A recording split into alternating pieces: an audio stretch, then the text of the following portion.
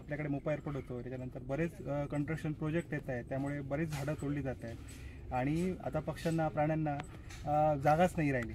आता हॉर्नबिलसारख्या पक्ष्यांना दूरपर्यंत जावं लागतं आहे फ्रुटिंगसाठी, प्लांटसाठी, खाण्यासाठी जी फळं पाहिजेत ना त्याच्यासाठी दूर जावं लागतं आहे. त्याच्यासाठी असे छोटे आपण बेटं म्हणा किंवा छोटी जंगलाची राखणं खूप गरजेचं आहे.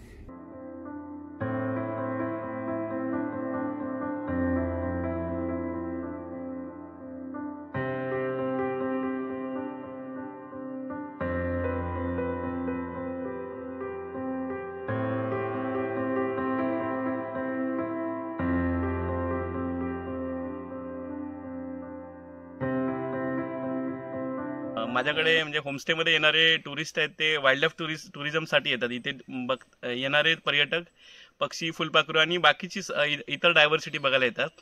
तर निसर्गाकडून आम्हाला बरंच काय काय मिळालेलं आहे. आमच्याकडे जे टुरिस्ट येतात ते निसर्गाचाच आनंद घेत आहेत. त्याचीच परतफेड म्हणून आम्ही आमची जेवढी आवारात जागा आहे त्या सगळ्या जागेवर रिस्टोरेशन करत आहोत.